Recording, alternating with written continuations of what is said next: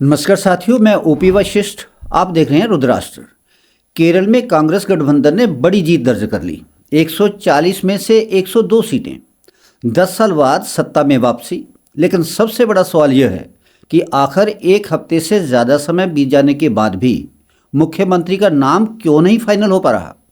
क्या कांग्रेस फिर वही पुरानी गलती दोहराने जा रही है? वही गलती जिसने मध्य प्रदेश, राजस्थान, छत्तीसगढ़ और कर्नाटक में पार्टी को भारी नुकसान पहुंचाया था। क्या दिल्ली की पसंद के नेता और जमीन पर लड़ाई लड़ने वाले नेता के बीच फिर टकराव शुरू हो चुका है? और क्या केरल में भी कांग्रेस की अंदरूनी राजनीति आने वाले समय में उसकी सबसे बड़ी कमजोरी बन सकती है?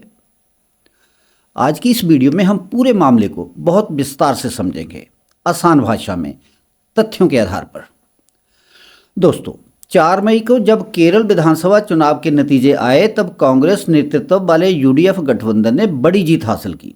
140 सीटों वाली विधानसभा में 102 सीटें जीतकर यूडीएफ ने साफ बहुमत प्राप्त किया और कांग्रेस खुद 63 सीटों के साथ सबसे बड़ी पार्टी बनकर उभरी। अब सामान्य तौर पर होना क्या चाहिए था? विधायक दल की बैठक होती, मुख्यमंत्री का नाम घोषित होता, शपथ ग्रहण के बाद नई सरकार काम शुरू कर देती। लेकिन यहाँ मामला उल्टा हो गया। जीत तो मिल गई, लेकिन मुख्यमंत्री की कुर्सी पर फैसला अटक गया। और यही अटकाव अब पूरे देश की राजनीति में चर्चा का विषय बन चुका है। असल में केरल कांग्रेस के भीतर इस समय कई ताकतवर चेहरे मौजूद हैं। सबसे पहले नाम आता है केसी वेणुगोपाल का, जो गांधी परिवार के बेहद करीबी माने जाते हैं और दिल्ली में कांग्रेस संगठन स्तर पर बहुत मजबूत पकड़ रखते हैं। दूसरा बड़ा नाम है वीडी सतीशनन का, जिन्होंने पिछले 5 साल विपक्ष के नेता के तौर पर केरल में लेफ्ट सरकार के खिलाफ आक्रामक तरीके से लड़ाई लड़ी। उनके समर्थकों का कहना है कि अगर कांग्रेस आज सत्ता में लौटी है तो उसमें सबसे बड़ा योगदान सतीशन का है। और तीसरा नाम रमेश चेन्नीथला का भी लगातार चर्चा में है, जो लंबे समय से कांग्रेस की राजनीति में सक्रिय है और खुद को अनुभव के आधार पर बड़ा दावेदार मानते हैं। यानी कांग्रेस के सामने सबसे बड़ी चुनौती यही है कि आखिर इन तीनों में से मुख्यमंत्री किसे बनाया जाए। दिल्ली में बैठकों का दौर चल चुका है।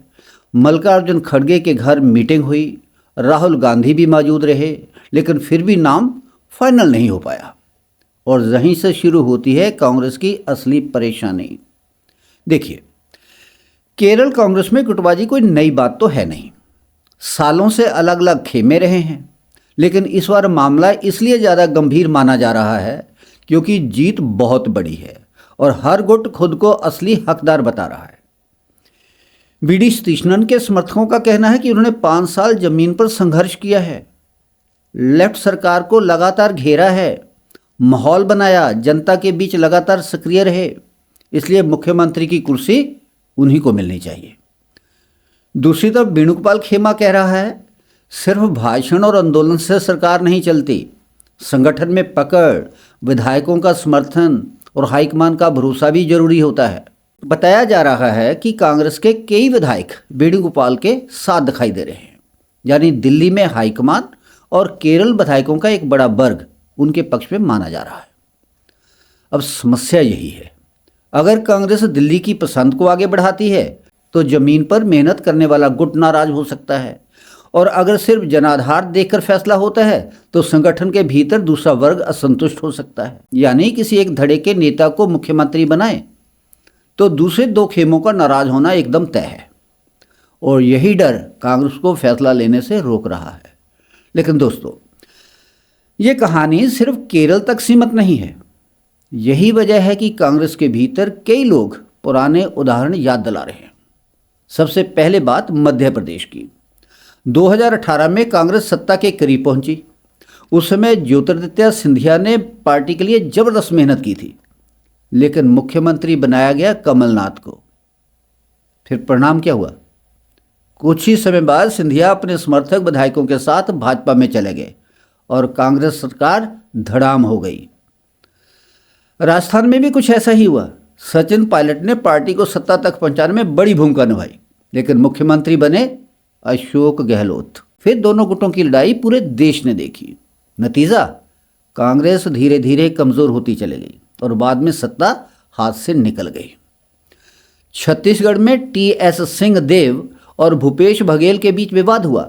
कर्नाटक में डी.के. शिवकुमार और सिद्धारमैया के बीच खींचतान और सियासी फुटबॉल आज भी चरम पर है। ये सारे उदाहरण कांग्रेस के भीतर आज भी खूब चर्चा में है। इसलिए केरल में भी कई लोग कह रहे हैं कि अगर पार्टी ने गलत संतुलन बनाया, गलत निर्णय लिया, तो आने वाले 5 साल मुश्किल हो सकते हैं। अब यहाँ एक और महत्वपूर्ण पहलू आता है और वह है इंडियन यूनियन मुस्लिम लीग यानी IUML। UDF गठबंधन में मुस्लिम लीग के पास 22 सीटें हैं और वह कांग्रेस की सबसे बड़ी सहयोगी पार्टी है। रिपोर्ट्स के मुताबिक IUML का झुकाव BD सतीशन की तरफ माना जा रहा है। क्यों माना जा रहा है? क्योंकि सतीशन ने कई मौक़ों पर सामुदायिक राजनीति और बहुसंख्यकवाद के खिलाफ खुलकर बयान दिए हैं। मुस्लिम लीग के नेताओं ने ये भी संकेत दिए हैं कि मुख्यमंत्री के फैसले में ज़्यादा देरी अच्छी नहीं होगी, यानी सहयोगी दल भी अब बेचैन दिखने लगे हैं। और दोस्तों, राजनीति में कई बार सरकार विपक्ष नहीं गिराता, अंदरूनी असंतोष खटपट ही गिरा देती है। कांग्रेस के सामने इस समय सबसे बड़ी चुनौती भाजपा या लेफ्ट नहीं है, बल्कि अपनी ही पार्टी के भीतर संतुलन बनाए रखना है। अगर पार्टी ऐसा चेहरा चुनती है जो 5 साल तक सभी गुटों को साथ लेकर चल सके, तभी यह जीत लंबे समय तक टिक पाएगी। लेकिन अगर फिर वही हाईकमान बनाम जमीन की राजनीति शुरू हुई, तो केरल भी कांग्रेस के लिए भविष्य में मुश्किल राज्य बन सकता है।